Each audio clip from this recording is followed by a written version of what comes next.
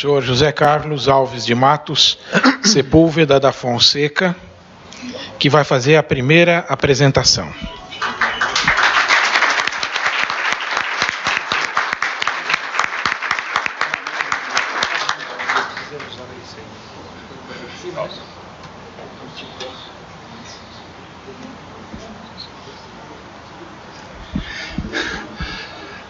Alteza Imperial Real Dom Bertrand de Orleans Bragança, Alteza Real Dom António de Orleans Bragança, minhas senhoras, meus senhores, antes de tudo eu peço desculpa por esse equívoco, mas acho que eu tinha uma informação errada que a minha palestra seria à tarde.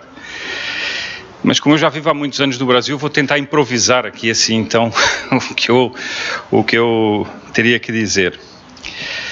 É pena porque eu esperava que a primeira conferência fosse sobre o papel da Carta de Dom Luís aos Constituintes há 30 anos atrás, que imprimiu um rumo decisivo, não só ao país, mas ao movimento monárquico.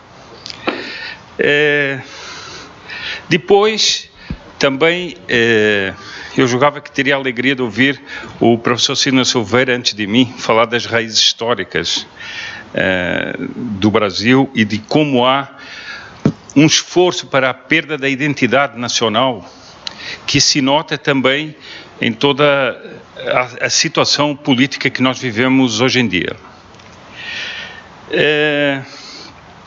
Eu poderia até dizer, como eu vi com expressões usadas por analistas, roubar a nação ou sequestrar a nação. Nós sentimos que hoje o Brasil como que está nos sendo sequestrado, né?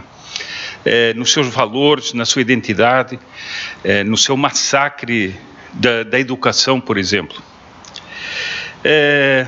Por isso é que eu coloquei no título da minha palestra a morte de um projeto de nação. O que é que nós estamos vivendo? É apenas a crise de um governo? Ou nós estamos vivendo uma coisa muito mais profunda, que é o que eu chamo a morte de um projeto de nação? Ou seja, houve um projeto que se tentou impor ao país e que está morrendo. Está morrendo por um lado salutar, porque o Brasil não aceitou esse projeto que lhes quiseram impor. Para aliviar um pouco, como dizem muitos analistas, esta crise que o Brasil vive não é para amadores. Muitos têm comparado essa crise à famosa série House of Cards. Só que a série House of Cards é uma série.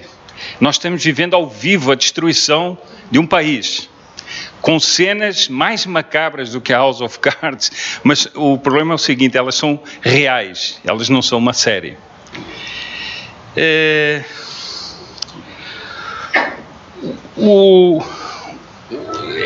Essa crise tem inúmeros aspectos, eu poderia aqui me aprofundar agora em opiniões e contra-opiniões essa crise no que está acontecendo nesse momento, mas nós entraríamos numa discussão um pouco infrutífera e nos perderíamos no verdadeiro sentido daquilo que está ocorrendo no país. Ao contrário do que muita gente imagina, e eu creio que é assim, o mundo oficial está perdido no labirinto que ele mesmo criou. Nós julgamos que as coisas estão correndo de uma maneira que quem dirige os acontecimentos está com a mão no timão, mas a mim me parece que eles estão exatamente perdidos no labirinto que eles mesmos criaram.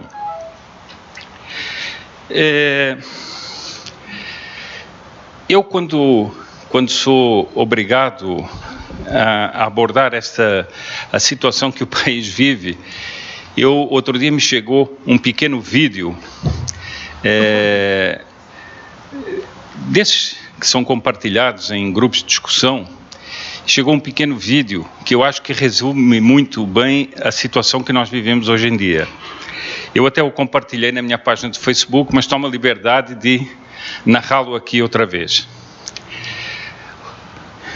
O vídeo é um programa do Ratinho. E no programa do Ratinho há um concurso e tem uma concorrente que está sendo interrogada. E, de repente, a pergunta é: quem proclamou a República? Ela fica assim apanhada, os olhos correm de um lado para o outro, à busca de uma resposta que ela não sabia, evidentemente. Quando, de repente, o olhar se prega, ela abre os olhos e dispara uma resposta: Lampião. E o meu comentário foi o seguinte: será que ela estava tão errada quando disse isso? Porque a República parece uma história de Lampião. Como eu costumo dizer, aqui não há mocinhos e bandidos. Só quase há bandidos, né? Então, eu acho que ela não estava tão errada assim. Mas houve uma pessoa do Nordeste que me disse o seguinte: pelo amor de Deus, respeitem um Lampião, né?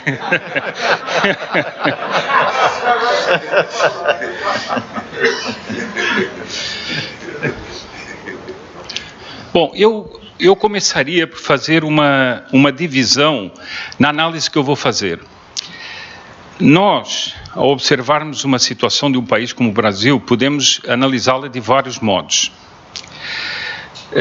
Uma delas, e é um modo de observar a política, é observá-la da seguinte forma: na política, essencialmente, existem duas coisas.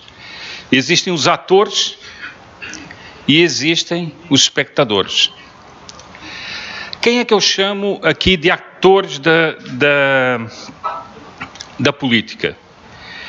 Bem, eu chamo todas as grandes figuras que atuam no quadro público. Digamos assim, se nós comparássemos a um teatro, todas as grandes figuras que atuam, os grandes atores que atuam no palco. Depois, nós temos o que seriam as figuras centrais, depois nós temos as figuras secundárias da política, que são, digamos assim, em termos de Lampião, são os comparsas que entram na cena, passam rapidamente no cenário, mas também fazem parte dessa encenação que nós assistimos. Depois há outros que não aparecem no palco. Há outros que se mexem nos bastidores. São aqueles que levantam o pano, trocam cenários, acendem ou apagam as luzes, deslancham a música, mas que são as pessoas que atuam nos bastidores. E depois nós temos os espectadores. Os espectadores não são aqueles, na minha consideração, que nada têm a ver propriamente com o mundo político. Eles apenas assistem de longe à encenação que os atores fazem no palco. Mas esses espectadores têm um interesse. Eles têm um interesse em que a peça seja bem representada. Eles têm interesse em que a peça não desande e não se caia no caos, né? Ora, exatamente a minha palestra vai ser a observação dos espectadores e não tanto dos atores. O que é que os espectadores estão achando? A minha palestra vai dessa cena que a observação dos espectadores no palco oficial do Brasil, e não tanto dos atores. O que é que elas acham de tudo o que está ocorrendo? Na realidade, os atores, e esse é um dos fatores mais importantes, os atores, a gente percebe que eles são quase que marionetes mexidas por mãos invisíveis que os vão comandando de um lado para o outro. Ora tomam uma posição, ora tomam outra. Eu já comento daqui a pouco alguns casos concretos que observamos nas últimas horas, porque a nossa crise não é mais de dias, é de horas, né? A cada hora nós temos uma novidade ou uma tragédia nova.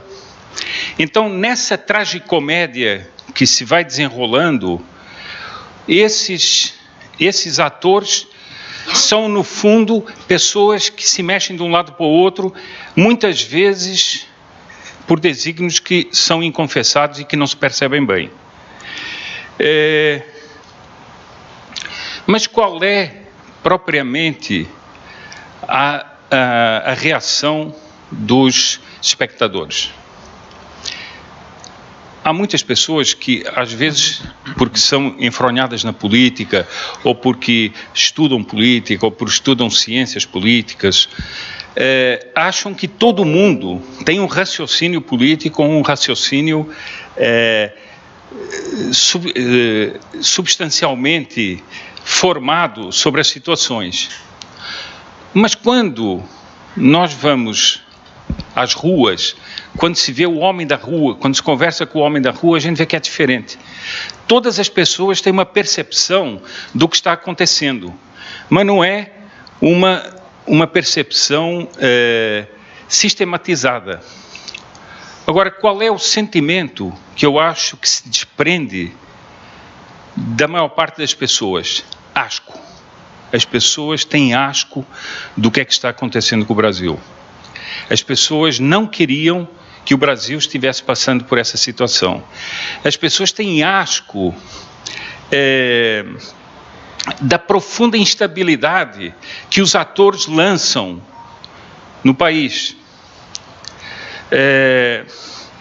As pessoas têm asco pela incoerência dos políticos e pela incoerência das atitudes. Um dia é uma coisa, outro dia é outra, as alianças que não têm sentido nenhum. Eu outro dia vi um artigo que dizia o seguinte: como é que uma pessoa no futuro vai explicar que houvesse uma ação no Tribunal Superior Eleitoral movida pelo PSDB contra a chapa Dilma Temer, e que esse mesmo PSDB fizesse parte do governo Temer? Como é que a pessoa vai explicar isso no futuro? Esse malabarismo e essa cambalhota. Quer dizer, são coisas assim realmente que difíceis de explicar. Quais são os políticos, mas eu agora acrescento, quais são os juízes que não fazem hoje aquilo que há 2 anos condenavam? Ou há 1 ano, ou há 6 meses, ou isso. Essa é a incoerência que nós estamos vivendo. E eu quero chamar aqui a atenção para o seguinte: é o efeito psicológico sobre as pessoas. Existe um efeito psicopolítico que é muito importante. E eu digo que é importante pelo seguinte: é nesse efeito, eu adianto aqui uma parte da minha palestra, é nesse efeito psicopolítico que está o renascimento da ideia monárquica no Brasil. Ontem conversei longamente aqui com o Rodrigo e estávamos conversando um pouco aqui com o Dr. Juvenal e estávamos fazendo uma espécie de histórico do sentimento monárquico desde o plebiscito até aos nossos dias. E há uma mudança grande. Há uma mudança grande porque a crise republicana, ela está trabalhando contra si mesma. A República está se suicidando, né? Mudança grande porque a crise republicana, ela está trabalhando contra si mesma. As pessoas querem que haja uma consistência nas atitudes. Ainda que a atitude fosse errada, elas gostariam que houvesse uma consistência. Não, há uma inconsistência em tudo. Depois, asco pela mesquinharia das vaidades. Hoje eu tive a alegria de conversar com o professor Nelson Gomes, que é sempre uma alegria conversar com ele, e nós estávamos comentando isso. Quando é que se poderia supor que um presidente de um Tribunal Superior Eleitoral interrompesse o voto de um relator para dizer o seguinte: o senhor está brilhando na mídia por causa de mim? Isso é comentário.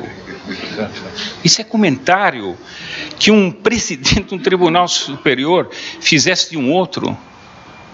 Quer dizer, isso, não sei se estão vendo o grau de vaidade que vai nisso aí, o grau de absurdo que vai nisso aí.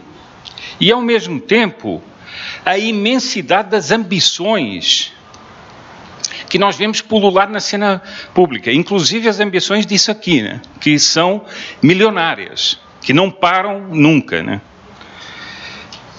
Bom, é por isso que há um asco por essa ganância, que não tem outro nome. A ganância e a desfaçatez da ganância em pegar os recursos públicos e a falta de vergonha de cumprir o seu dever. Quais são os homens públicos que se preocupam com o seu dever? Bom, eu estou fazendo essa sistematização, não de coisas que os senhores não conhecem, talvez até melhor do que eu, mas acho que sistematizando nós chegamos aos pontos que nós precisamos, que é ver qual é a importância do movimento monárquico hoje em dia, mas também ver quais são as ciladas que estão sendo montadas para o futuro do Brasil. Porque qual é o resultado de tudo isso? Nós temos instituições enfraquecidas, nós temos desprestígio dos princípios, não há princípios. Ontem um ministro do Tribunal Superior Eleitoral disse, não, a eleição pode ser corrupta, mas se a pessoa foi eleita, ela tem que cumprir o seu mandato. Não sei se deu para entender, o Lampião não pensava assim, eu acho que o Lampião era um pouco mais reto. Mas um ministro de um Tribunal Superior dizer isso é uma coisa gravíssima. Bom, os homens públicos decaem no conceito do povo. Quem são as pessoas que são respeitadas hoje em dia? Eu não vi, mas me relataram uma recente pesquisa sobre a falta de prestígio do Supremo Tribunal Federal. Ora, a justiça, CAMEM, devia ser o resguardo do prestígio da coisa pública. Agora, quando instituições como o Supremo caem no desprestígio, quer dizer que há um câncer tomando toda a vida institucional do país. Agora, eu aqui gostaria de fazer uma observação que seria algo de um alerta. Hoje, eu li um comentário de manhã de alguém que falava que a República se implodiu. É verdade. Mas cuidado, porque é nessas horas que vêm as aventuras. E aqueles mesmos que implodiram a República vão se apresentar como salvadores da República. O Estado de São Paulo, há dias atrás, fazia um comentário inacreditável.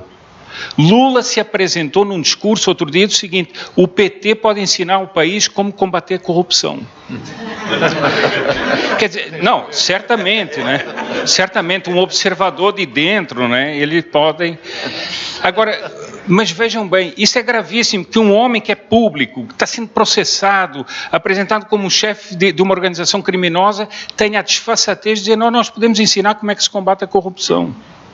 Não sei se dá para perceber o grau de deterioração das coisas. Mas agora começam as novidades. Não, se nós fizéssemos uma constituinte, estava tudo resolvido. Se nós fizéssemos tal coisa, estava tudo resolvido. E esse, eu acho que é exatamente o perigo que nós vivemos. Uma aventura feita pelos mesmos que destruíram, para dizer que há uma maneira salvadora.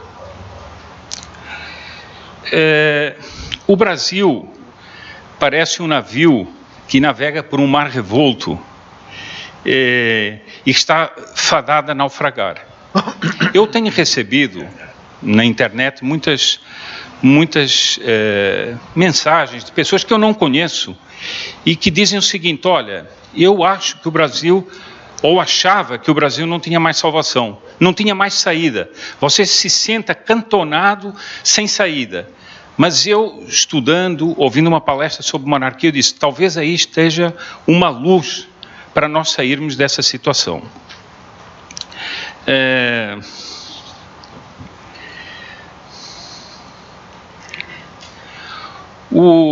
Há muitas pessoas que consideram a política apenas do ponto de vista de política partidária. Eu acho que a política partidária é ínfima em relação à política com P maiúsculo. A grande política usa-se da política partidária, mas a grande política está por trás da política partidária, está acima da política partidária, está no debate das ideias, está no debate das convicções, está nessa luta diária que parece... Outro dia uma pessoa me disse assim, olha, eu faço tudo o que eu posso, eu faço um trabalho de formiguinha. Eu disse assim, meu amigo, Muitas formigas podem derrubar uma casa. Então o trabalho de formiguinha nunca é inútil, porque a sociedade é um conjunto.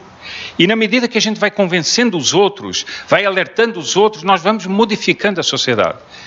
Eu estive agora no Nordeste, com o Dr. Juvenal, fomos a São Luís do Maranhão, onde foi fundado um círculo monárquico novo.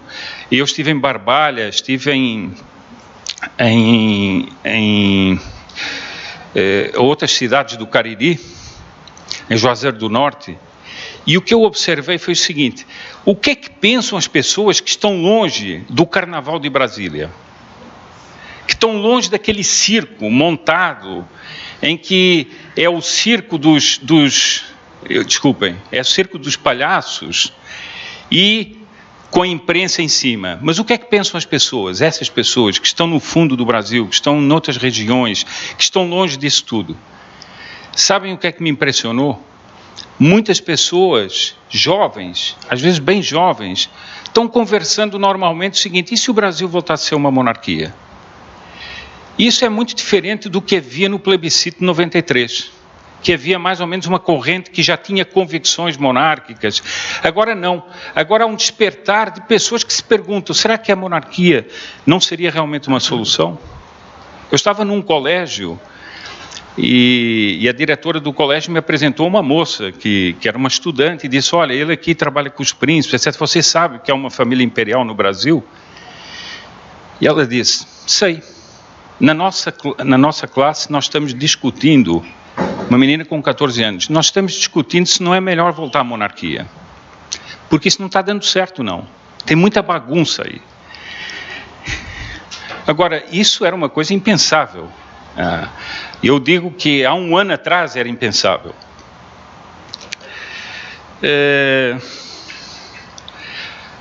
Eu, se me permitissem, faria aqui uma interrupção na minha exposição, que é a seguinte: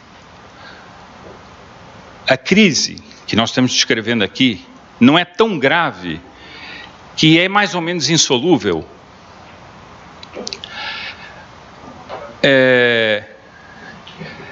As crises levam necessariamente ao fim das nações. Eu vou dar um exemplo histórico que se relaciona com a família imperial do Brasil e que é a do Santo Condestável Dom Nuno Álvares Pereira. Isso tem tudo a ver com o Brasil, como veremos. Tem tudo a ver com a família imperial, por ser ele o fundador da Casa de Bragança. Mas no século XIV, Portugal estava numa crise tremenda, numa crise de valores, numa crise religiosa, numa crise política tremenda. Portugal estava à beira de perder a sua independência. Portanto, vejam qual é o papel de uma crise e o que é que pode uma ideia, ou o que é que pode os valores encarnados por uma pessoa podem despertar na população e podem reverter um quadro tão importante. Nós tínhamos em Portugal um monarca indeciso, né, que vacilava em posições tanto políticas como religiosas, inclusive ora apoiando o Papa, ora apoiando o antipapa. E nós tínhamos um condestável, que viria a ser condestável de Portugal, Dom Nuno Álvares Pereira. As pessoas acham que essas figuras são sempre apoiadas por todo mundo. Não é verdade. Ele era totalmente isolado, ele não tinha repercussão na sociedade. Como dizem os historiadores, Portugal estava adormecido, Portugal estava afundado num sono profundo.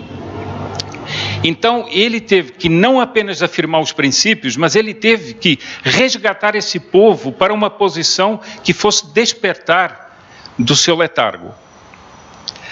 Ele era um homem com espírito de fé, com espírito combativo, com sagacidade política, com senso de honra a erguer-se contra essa pasmaceira em que estava Portugal. Há um cronista que faz uma descrição muito interessante que eu tomo a liberdade de ler aqui, que são 3 linhas, mas que definem bem e que se podiam ser aplicadas hoje ao Brasil de hoje.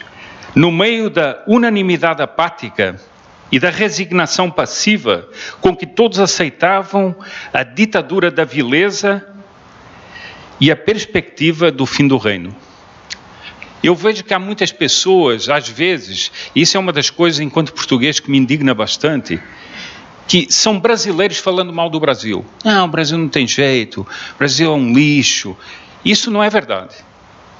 Isso não é verdade. O Brasil tem mostrado ao longo da sua história que não é isso. E essas pessoas que incutem esse desânimo, elas são tão culpadas como aqueles que geram a crise. Nós não podemos permitir que isso seja o móvel nosso. Nós não podemos permitir o desânimo, nós não podemos permitir o entregar os pontos. Sabem que quando ele decidiu, bem jovem ainda, que ele iria lutar para que Portugal não perdesse a independência, todo mundo dizia o seguinte: largue isso, esqueça isso. Isso é uma aventura louca, isso é jogar-se num poço profundo de insucesso, não faça isso. Ele, entretanto, via os desígnios da providência para Portugal, via o percurso histórico de Portugal, acreditava num futuro que os outros não viam. E eu já vou mostrar a transformação que ele fez em Portugal.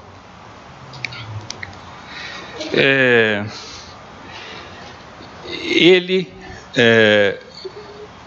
fez articulações políticas, ele venceu as resistências da nobreza, ele congregou as populações mais simples, ele conseguiu reunir exércitos, mas vejam bem, os livros contam que ele chegava a passar nas cidades atrás de pessoas para integrar os exércitos deles, e passava numa cidade e conseguia 2 pessoas. Passava numa outra cidade e conseguia 1. Está narrado nos livros. Ou seja, nós esperávamos, não, todo mundo queria, não. Ele ia de cidade em cidade fazendo isso. Até que ele finalmente conseguiu reunir os exércitos dele.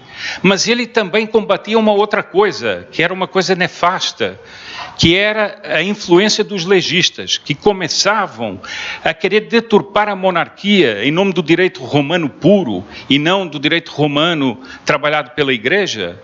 Eles queriam uma centralização do poder real, e ele era contra isso. E ele também, então, no meio disso tudo, ele combatia essa nova influência que ia ser muito prejudicial às monarquias. E ele era a favor de um poder descentralizado, como eram as monarquias orgânicas. Bom, ele, depois de organizar o seu exército, começa a ter batalhas famosas. Batalhas que ficaram na história de Portugal, não preciso falar aqui de Aljubarrota e outras. E há um fato que me toca sempre muito, para ver o que era a têmpera desse homem, é que na famosa Batalha de Valverde, ele foi atingido num pé, mas continuava a batalhar até que de repente ele desapareceu da batalha. Bom, e todo mundo foi atrás dele, porque inclusive as tropas dele estavam perdendo. E um grande amigo dele encontram no campo de batalha, num lugar assim, um pouco afastado, rezando de joelhos. E ele diz o seguinte: mas mestre, as nossas tropas estão sendo dizimadas, nós estamos morrendo, nós estamos sendo derrotados. O bem-aventurado Nuno Álvares, com calma, disse-lhe o seguinte: amigo, ainda não é tempo. Aguardai um pouco que eu vou terminar de orar. Quer dizer, quem é um homem que consegue, no meio da batalha, que está sendo derrotado, ter essa calma, essa fé e essa têmpera? Bom, ele se levantou dali e venceu a famosa Batalha de Valverde. E ele conduziu ao trono o mestre Davi, no meio daquela crise, enfrentando correntes políticas em Portugal, ele consegue levar o mestre Davi ao trono, e o mestre Davi casa com uma grande princesa que era Dona Filipa de Lencastre. Bom, o resto da história é conhecida.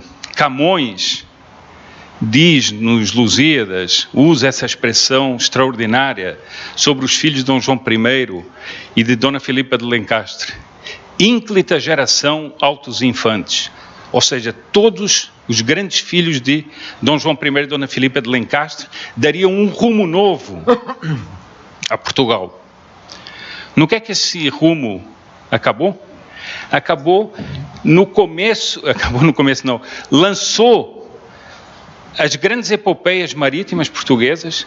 Portugal conquistou, foi para todas as partes do mundo. Ainda hoje falava com o professor Nelson Gomes sobre a Índia, né? Sobre as coisas da Índia, o que Portugal fez ali.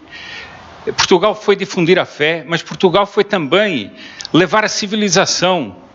Há estudos, por exemplo, que falam da revolução dos alimentos feita pelos portugueses, os alimentos que eles trouxeram de todas as partes do mundo e foram levando para outras partes, etc.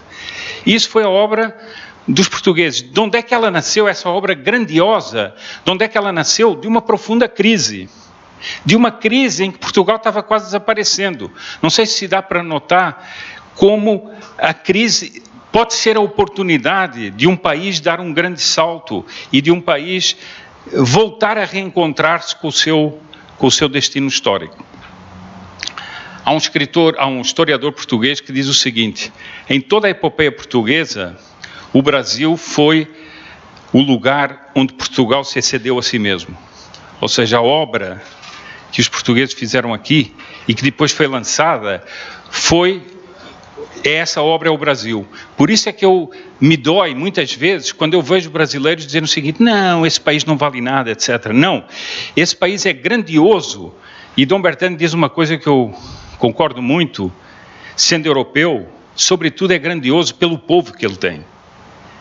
E quantas vezes a gente vai pela Europa, que é um escrínio da civilização, mas a gente vê o seguinte: quanto aqueles povos às vezes já perderam um certo senso e uma certa admiração e uma certa profundidade que nós encontramos no Brasil.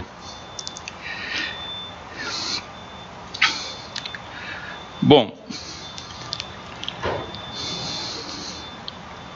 eu fecho aqui o meu parênteses, mas eu queria muito dar isso para mostrar o seguinte: não é, o Rodrigo disse que gostou de uma frase que eu usei aqui uma vez, que não há impossíveis na história. Não há impossíveis na história. E não há impossíveis, sobretudo, para pessoas que têm convicções e que têm princípios. Não há. E, portanto, nós não podemos desanimar e, pelo contrário, nós temos que ver que este é o nosso momento. Mas eu agora gostaria de ressaltar um outro ponto. Às vezes eu vejo certas pessoas que comentam a monarquia um pouco com mentalidade republicana. A República, não sei se deram conta, mas a República é o regime das soluções mágicas. A cada 4 anos, a cada 8 anos, a cada 10 anos, seja lá o que for, vem um salvador da pátria. Não, porque esse agora vai fazer tudo, vai não sei o quê, Daí a pouco, desilusão, afunda de novo, mais um salvador da pátria. Ora, a monarquia não é de salvadores da pátria. Não tem essa mentalidade oportunista, salvador da pátria. Por quê? Porque nós concebemos a nação de uma forma diferente dos republicanos. Os republicanos concebem a nação dirigida como se fosse uma massa. A monarquia concebe a nação como a monarquia sendo a expressão de um povo. Essa ideia legislativa que está hoje no Senado é exatamente essa expressão. São pessoas brasileiras que fazem um apelo para a mudança das instituições. Mas isso não foi comandado pela família imperial, isso é uma coisa que nasce dessa realidade viva da nação. E só assim é que existe a possibilidade de uma restauração monárquica. Não é com dirigismos, não é com imposições que se fazem essas coisas. Bom, eu agora passaria para um outro ponto da minha palestra, que é qual é a sensação dos espectadores. Eu já falei de uma, que é o asco, mas agora qual é a sensação dos espectadores neste momento político? É uma sensação de instabilidade. Outro dia, o editorial da revista Isto É dizia exatamente isso. Os brasileiros estão sentindo que o chão sai debaixo dos pés deles. Quando as coisas começam a funcionar, volta uma crise. Quando as coisas começam a caminhar, volta uma derrubada de alguma coisa. E isso gera nas pessoas instabilidade. E as pessoas se refugiam um pouco e saem um pouco disso. Eu nunca concordei, disse em várias palestras isso, nunca concordei com aquela expressão, e acho que já disse isso aqui, que o Brasil era um gigante adormecido. Nunca concordei com isso. As pessoas confundem o silêncio e confundem, às vezes, a inércia com o sono. São coisas diferentes. As pessoas, às vezes, estão afastadas por profundo desacordo, ainda que esse desacordo seja silencioso. E por isso é que eu acho que nós estamos vendo e os políticos estão preparando uma grande, digamos assim, o que eu digo, um grande tsunami que vai varrê-los a todos. O mundo oficial vai ser varrido por um tsunami que eles mesmos criaram. Bom, eu não vou fazer aqui uma descrição da crise atual e do que nós estamos vendo do ponto de vista de um analista político, ou seja, uma pessoa que se aprofunda nos jornais, que se lê comentaristas, isso. Eu vou tentar fazer a percepção que uma pessoa comum tem, uma pessoa que acompanha os noticiários, mas fala de outras coisas, não vive o dia todo com a cabeça na política. A primeira percepção é que nós temos no país uma gigantesca máquina de corrupção. E não apenas uma corrupção aqui, lá ou acolá. Nós temos uma corrupção sistémica, ou seja, no país inteiro, em todas as instituições e de uma maneira profissional. É muita sofisticação, não é de amadores, não. É de sofisticação de profissionais. Bom, depois nós percebemos, quer dizer, a pessoa comum, o espectador comum também percebe o seguinte,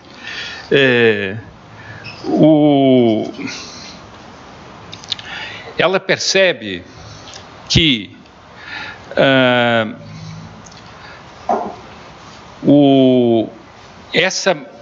essa máquina corrupta serviu a um projeto ideológico, serviu a um projeto de poder.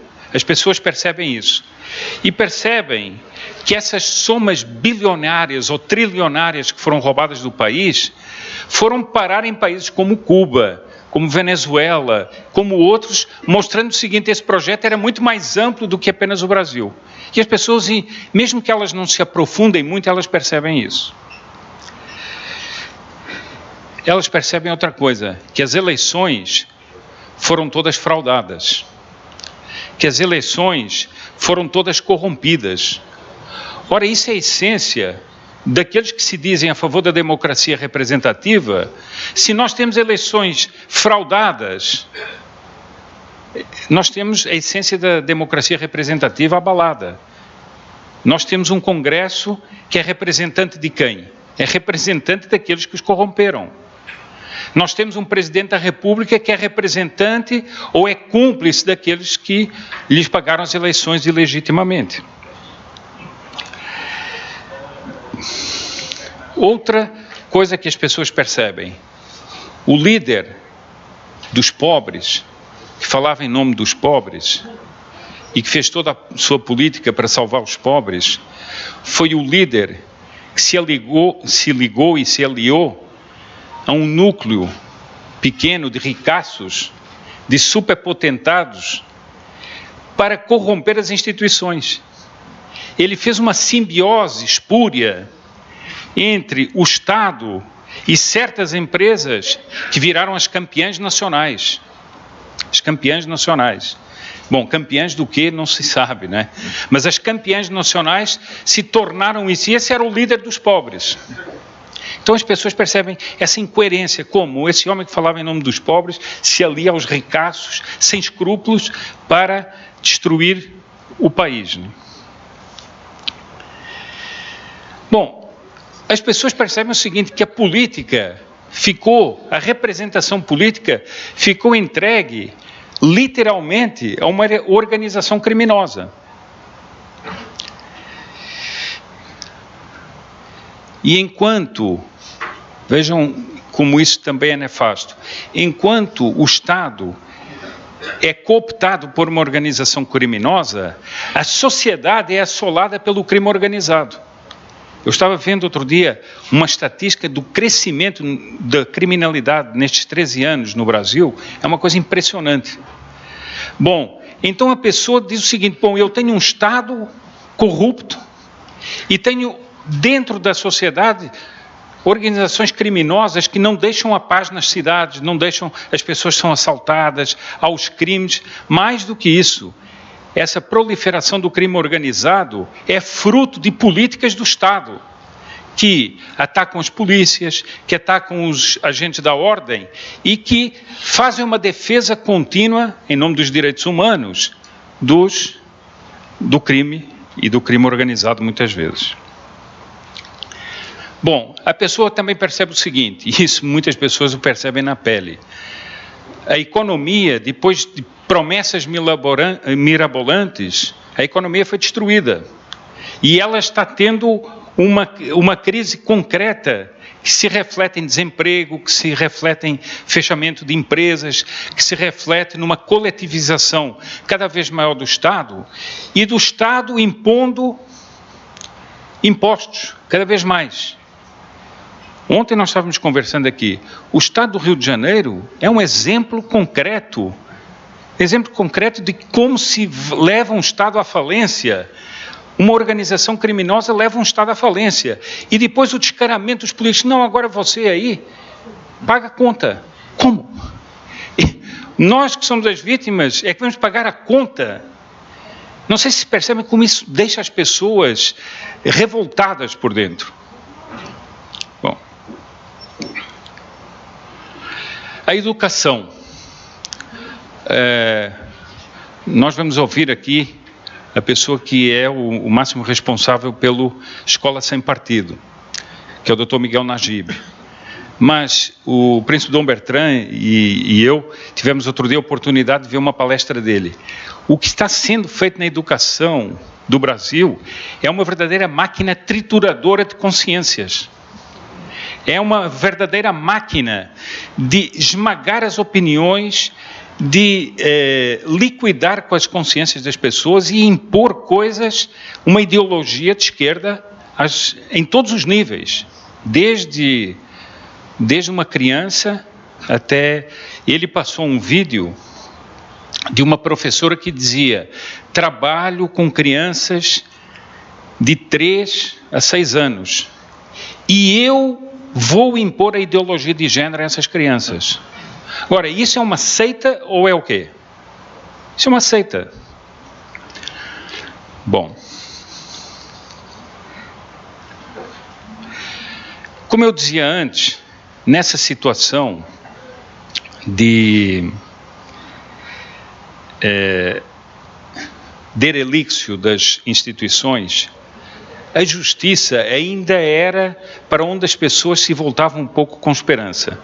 Ora, nos últimos tempos, e agora vou comentar duas coisas concretas, gravíssimas. Nos últimos tempos, houve duas atitudes da justiça que deixaram profundamente abaladas as pessoas e revoltadas.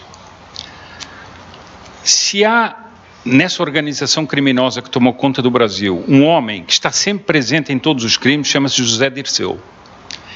O mentor dessa organização criminosa, o mentor ideológico, eu peço que vão à procura do discurso de posse dele no primeiro governo do Lula, em que ele diz o seguinte: nós ficaremos no poder 30 anos e nós imporemos o socialismo ao Brasil. Isso é o discurso da posse dele. Ora, esse homem que trabalhou para fazer tudo isso, esse homem é solto pelo Supremo Tribunal. Mais do que isso, o jornal Folha de São Paulo o convida para ser colunista. E eu não sei se todos leram o primeiro artigo que ele escreveu na Folha de São Paulo. A desfaçatez do Dirceu é o seguinte: estamos aqui diante de um governo de corruptos. Quer dizer, o sujeito já foi condenado a, sei lá, não sei quantas vezes por corrupção, e ele diz que estamos diante de um governo de corruptos. Mas mais do que isso, ele diz o seguinte: nós vamos fazer uma revolução nesse país. Nós queríamos fazer essa revolução e nos impediram, mas nós vamos fazer uma revolução em todos os campos do país. Agora, quem é que fez esse homem ser solto e vir proclamar essas coisas?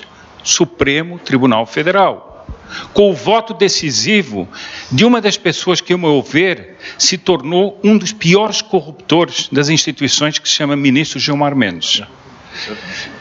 E ele disse, quando deu o voto a favor da libertação do Dirceu, que queria dar uma lição ao Brasil. Qual era a lição que ele queria dar? Era essa? A de que ele viesse proclamar num jornal que eles ainda vão fazer uma revolução no Brasil e farão uma revolução em todos os campos, social, econômico, cultural, etc. Bom, ontem nós assistimos a outro triste espetáculo, que foi o julgamento do Tribunal Superior Eleitoral. A professora e advogada Janaína Pascoal usou uma expressão que resume tudo. A chapa foi absolvida por excesso de provas. Ou seja, diante do Brasil inteiro era patente que foi uma eleição criminosa. Diante do Brasil inteiro era patente que nós estávamos arquicomprovadamente cheios de provas, como ela diz, de uma eleição criminosa, de uma organização criminosa. E com o voto também decisivo do ministro Gilmar Mendes, essa chapa é absolvida. Bom, mas alguém pode dizer, bom, mas e a estabilidade política? Eu não aceito esse argumento pelo seguinte: como é que se pode falar em estabilidade política diante da instabilidade da justiça? Se a justiça toma uma atitude dessas, ela lançou a instabilidade política. É ela que lança a instabilidade política. Se não há estabilidade das leis, existe o quê? A instabilidade das leis, que é a coisa mais grave que um país, em certo sentido, pode ter. Bom, mas não é só isso. Quais são as consequências para a frente? Isso é a consagração do sistema que foi implantado no país de corrupção das instituições. Porque se aquela eleição para a qual colaboraram todos os crimes possíveis, ela é absolvida, essa chapa é absolvida, nós temos o quê? A consagração desse sistema. Quem é que no futuro pode ser condenado por ter feito as mesmas coisas? Não sei se percebem o alcance e a gravidade disso. Portanto, essa história de dizer que nós estamos diante de uma decisão que é para manter a estabilidade do país, eu digo exatamente o contrário. Ela lançou e ela achincalhou o poder judiciário de uma maneira nunca vista. Mas nós não paramos por aí. Nós temos hoje uma guerra institucional aberta. Temos Procuradoria-Geral da República atirando no Supremo, nós temos Supremo atirando no Congresso, nós temos o Congresso atirando no Presidente. Quer dizer, nós estamos numa guerra institucional. Ora, isso é altamente prejudicial a um país. Quando nós vemos as instituições do Estado, uma coisa é o debate democrático, outra coisa é a guerra aberta entre instituições. Então, o que é que aconteceu? Os atores, para voltar à metáfora dos atores, nos conduziram a uma espécie de beco sem saída. ele não é um beco sem saída, exatamente pelo seguinte, porque nós vamos ver que muitas reações, eu já tinha falado, Miguel, no Escola Sem Partido aqui, mas eu vou dizer o seguinte, todo o trabalho que foi desenvolvido pelo Miguel e todos os que colaboram com ele, teve resultados concretos no Brasil. Nós vimos aqui, graças a Deus, no Rio de Janeiro, o Colégio Pedro II, que tinha virado um antro, né, dessa ideologia, foi arrebatado de volta pelos pais que queriam uma educação decente. Portanto, a ideia do beco sem saída é falsa, mas é onde a impressão que nós temos é que nós estamos num beco sem saída. E, na realidade, o regime democrático virou uma ficção. Desculpem, falar de eleições do quê? Falar de eleições do quê? Isso parece mais escolha de líderes da organização criminosa, né? Ah, você vai para lá, o outro vai para cá, etc. Bom, eu até faço aqui um parênteses sobre a reação psicológica de muita gente. Não sei se perceberam, por exemplo, todo mundo está falando em 2018. Não, 2018, quem é que a gente vota? Quem é que a gente não vota? Como é que vamos fazer, etc. Não sei se perceberam que a reação das pessoas diante da eleição é mais ou menos como um sujeito que está preso num calabouço e está à procura de uma porta, ou de uma janela, ou de uma fenda na parede para fugir. E diz assim, como é que eu fujo daqui? Ah, não, tem 2018, vamos ver se a gente consegue fugir, né? Mas a reação psicológica é essa, não é da escolha democrática, de um debate democrático, é a fuga. Vamos ver se conseguimos nos libertar disso aqui. Ora, isso é altamente nefasto para o desenvolvimento das instituições e o funcionamento das instituições. Nós temos, portanto, muita confusão, temos valores destruídos, temos uma situação econômica comprometida e temos a normalidade da vida abalada, com o crime, com outras coisas. É por isso que eu acho que muita gente, porque quando nós vemos uma situação muito insana, o homem tem uma reação natural, que é reservar-se e fechar-se em si mesmo, nos seus conceitos de bom senso, nos seus conceitos de valores, para tentar se preservar da loucura que está dominando a cena pública. E é por isso exatamente que eu acho que muitas pessoas pensam na monarquia. Elas não pensam na monarquia, sobretudo por uma solução política. Claro que pensam nisso, mas elas pensam o seguinte, a monarquia tem algo de sadio, tem algo de tranquilo, tem algo de sereno, a monarquia tem algo de digno, a monarquia tem algo de honrado, que todas essas coisas foram desaparecendo. Eu até tomo a liberdade de chamar a atenção o comunicado que Dom Luís lançou há dias e que teve bastante repercussão sobre a situação do país. Leiam aquele comunicado para ver se ele tem as exasperações da política partidária, ou se tem os oportunismos da política partidária. Não, ele tem uma certa serenidade de quem fala de cima de valores, de quem fala em nome de uma tradição histórica que efetivamente já governou o Brasil e o governou por vias bem diferentes das que nós temos hoje em dia. Eu leio muitos jornais, revistas, etc. Não vou aqui massacrá-los com leituras de artigos, nem nada disso. Mas vou tomar a liberdade de pegar duas pessoas que escreveram nos últimos dias artigos, um na Folha de São Paulo, o outro no Estado de São Paulo, e que em poucas palavras definiram o que é que nós temos. O que é que deu errado? Foi só um governo que deu errado? Ou foi mais do que um governo que deu errado? Aquele sociólogo Demetrio Magnoli escreve na Folha de São Paulo o seguinte: primeiro, estamos numa paisagem de ruínas institucionais. Segundo, o problema de fundo qual é que é? A implosão da nova república, nascida e consagrada com a Constituição de 88. Ou seja, nós não estamos vivendo apenas o fracasso de um governo. e de um projeto de poder. Esse projeto de poder é apenas a linha final de um projeto muito mais amplo chamado Nova República. Aliás, o seguinte, a República é muito engraçada, né?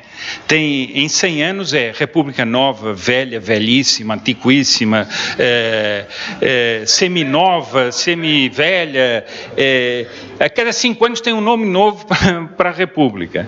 Eu só gostaria de lembrar que o seguinte, em Portugal, a República foi implantada em 1910, e em 1917 os republicanos já consideravam que ela estava velha e era preciso substituí-la por uma outra. Isso mostra bem o senso da tradição da República, né? Realmente o Lampião vem-nos sempre à ideia, né? Bom, agora ele diz o seguinte, a solução talvez fosse uma nova Constituinte. E olhem o que é que ele diz. No lugar de um longo e traumático velório, o caminho de uma Constituinte promoveria o enterro organizado da nova República.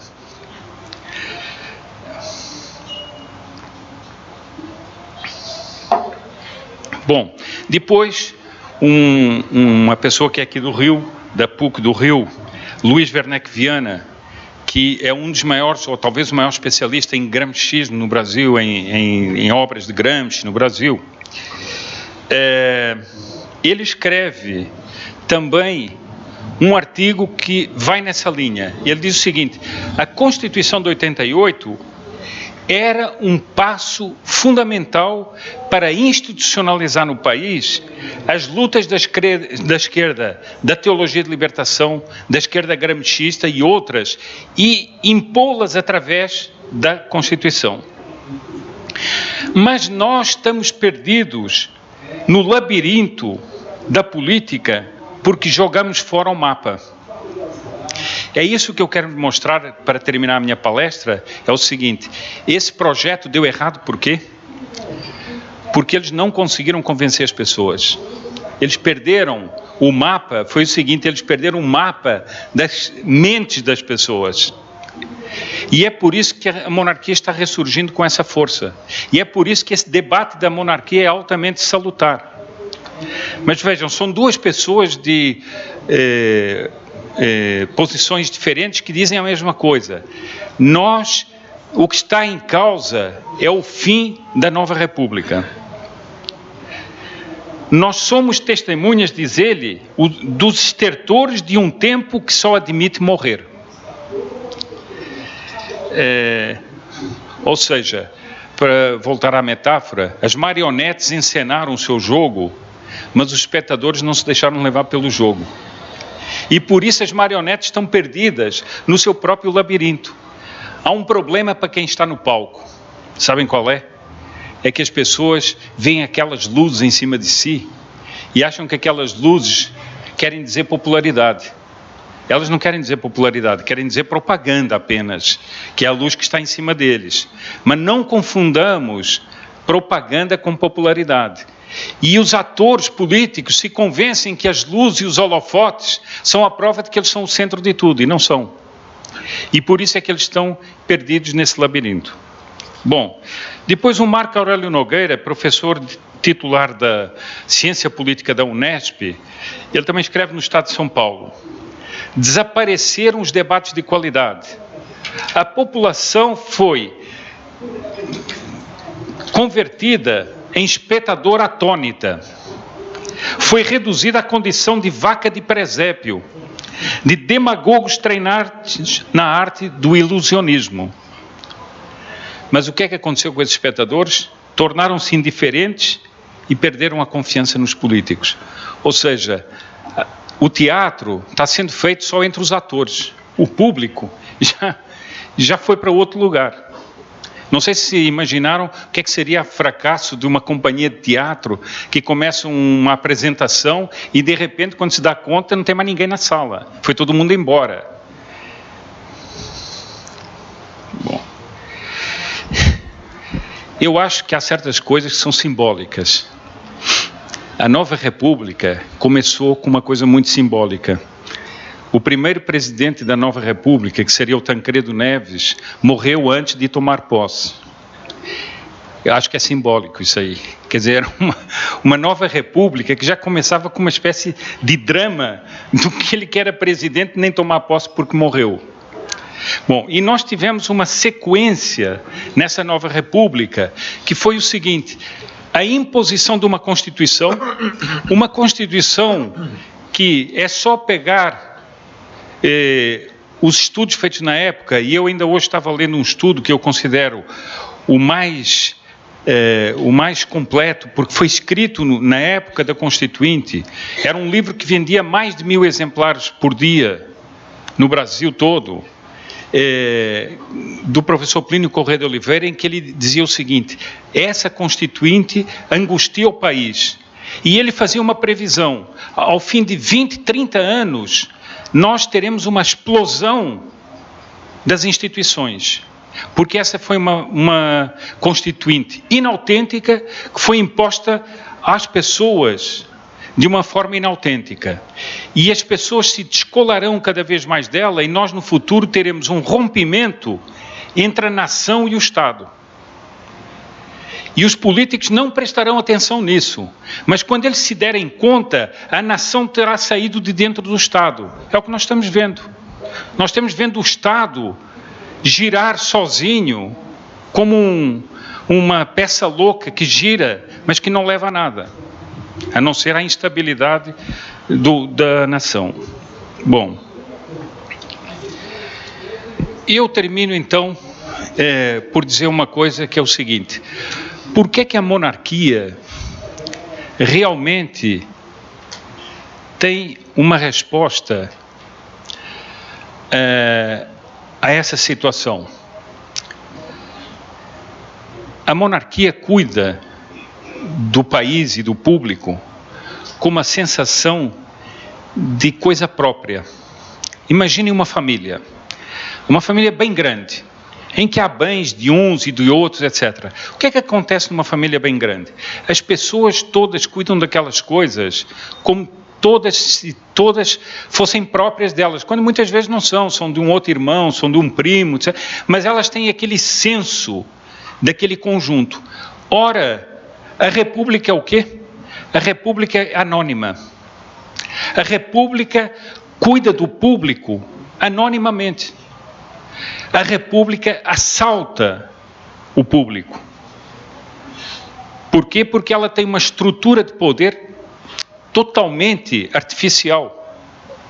Se nós estudarmos a estrutura da República Presidencialista, tudo depende do presidente. A diplomacia, a economia, a política numa cidade pequena, tudo depende do presidente. Ou seja, isso é naturalmente uma máquina de sugar e de levar à corrupção. Todos precisam dos favores do tirano.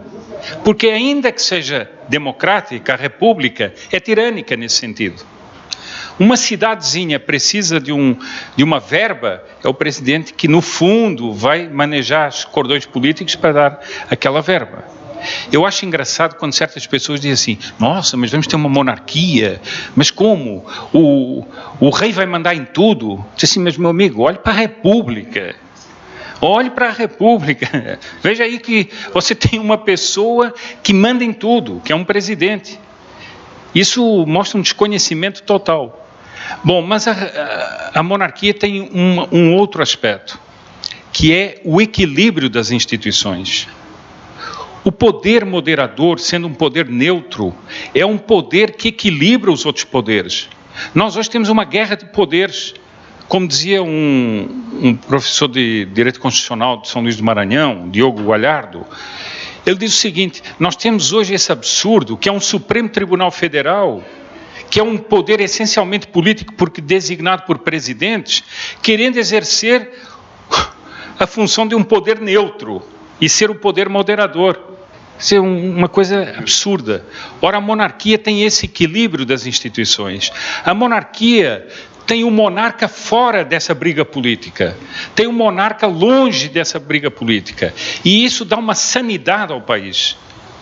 Basta ver as monarquias que existem hoje em dia, quando há um conflito de governo, o que é que acontece? Nada. são convocadas novas eleições, são desfeitos os parlamentos e a estabilidade permanece. Nós estamos sofrendo e vamos sofrer uma crise em que o país vai sangrar. Por quê? Porque ninguém pode mexer no presidente. Já foi assim antes, é agora. Por quê? Porque tudo está enfeixado nele. Enquanto que numa monarquia não. Aquela distância do monarca dessa situação é altamente equilibrante, inclusive psicologicamente para as pessoas. Bom, porque não cabe ver um chefe de Estado envolvido nas brigas políticas, não cabe isso. O chefe de Estado tem que ser aquele que mantém uma distância disso e equilibre as forças políticas para que elas não destrocem o país. Bom, mas há um outro aspecto que me parece importante e que atua muito no imaginário e que há pessoas que não entendem isso. Todo homem tem tendência ao esplendor. Todo homem tem tendência à excelência. Todo homem tem tendência a exprimir aquilo que é seu da maneira mais honrada possível. Ora, exatamente, a monarquia traz essa ideia de dignidade, traz essa ideia de honra, traz essa ideia de esplendor que as repúblicas não trazem. Eu pergunto o seguinte: o que é que todos acharam aqui das gravações que nós ouvimos de Lula, Dilma falando e outras pessoas falando?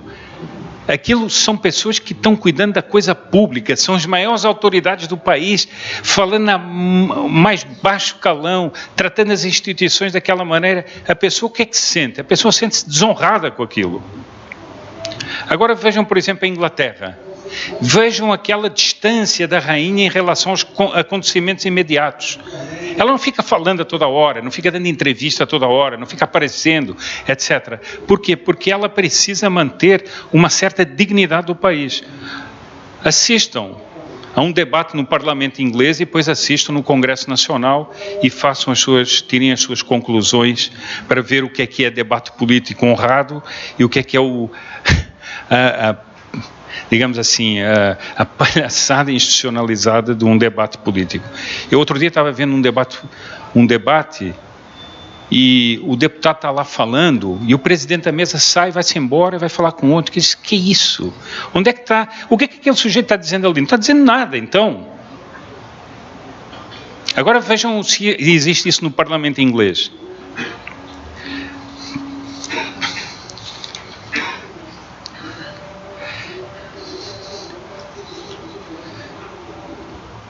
Bom, e por fim, a grande vantagem, exatamente, da monarquia é que quem ocupa a situação preeminente do Estado é uma família. Ora, a sociedade é composta de famílias e a sociedade, as famílias gostam de se ver refletidas numa família que historicamente trouxe ao país muitas vantagens, muitas glórias, muitas conquistas. E as pessoas, as famílias têm essa confiança numa família. E eles sabem que é uma família que se perpetua, não é aquele fulaninho nem aquele outro fulaninho, não, é uma família. Isso é talvez um dos fatores mais importantes para dar equilíbrio emocional, equilíbrio psicológico a uma nação. E por isso é que eu acho o seguinte: o debate hoje está aberto para nós. E termino com a seguinte análise. Vejam como a história se entrecruza. Há 30 anos começava a nova república. Grosso modo falando, há 30 anos começava a nova república. Essa nova república foi consagrada numa Constituição. Há 30 anos, o príncipe Dom Luís interpelou os constituintes e disse: se vocês querem um regime de liberdades no país, então deem liberdade para a corrente que é a mais perseguida do país. Há quase 100 anos que nós não podemos falar. Sejam coerentes. E ele conseguiu que isso fosse assim. ele conseguiu mudar esse rumo da história. Ele conseguiu que a cláusula pétrea fosse derrubada e os monarquistas tivessem liberdade para difundir suas ideias. Nós estamos vivendo hoje o resultado prático de um ato que foi um ato sapiencial e um ato sereno, mas firme, interpelar a coerência. Então nós hoje temos uma corrente que pode proliferar, pode fazer encontros, que pode falar nas ruas, pode fazer uma ideia legislativa, pode fazer tudo isso devido a uma atitude sábia de há 30 anos atrás. Então, ao mesmo tempo que a nova República está implodindo, o resultado de 30 anos atrás da atitude de Dom Luís está se vendo na prática hoje, em concreto, com esse crescimento dos ideais monárquicos. Relembro só uma coisa: houve 2 partidos que votaram para que a cláusula pétrea permanecesse: PT e PCdoB. Eles não queriam que essa liberdade fosse dada aos monarquistas. Eles que tanto apregoam a democracia não queriam, entretanto, dar essa liberdade aos monarquistas. E seria isso que eu tinha para dizer.